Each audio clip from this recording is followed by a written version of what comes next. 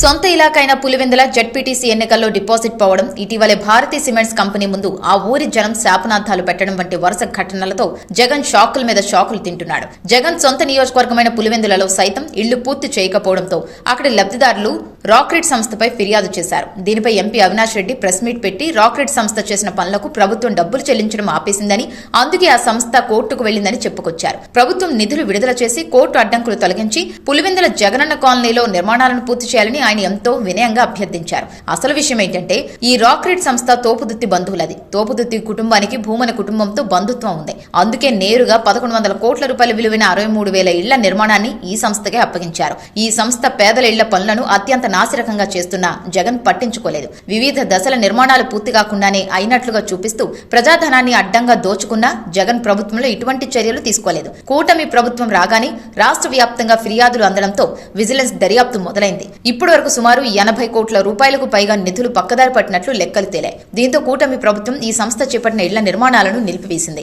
Vivekananda Reddy murder case విషయంలో అవినాష్ రెడ్డి ఎంత అమాయకంగా నటించి చెప్పాడో, ఇప్పుడు కూడా కూటమి ప్రభుత్వమే కోర్టుకు వెళ్లి పనులు ఆపేసిందని అంతే అమాయకంగా చెబుతున్నాడు. పరకామణి నుండి కల్తీ వరకు అన్నింటా మేసి ఇప్పుడు హిందువులకు ప్రవచనాలు, సంస్కృతి నేర్పుతున్న భూమన బంధువులు రాబందుల్లా పేదల కొంపలను కూడా వదలలేదు. అందుకే ఇప్పుడు పులివెందుల సైతం తిరగబడి ఫిర్యాదులు చేస్తోంది.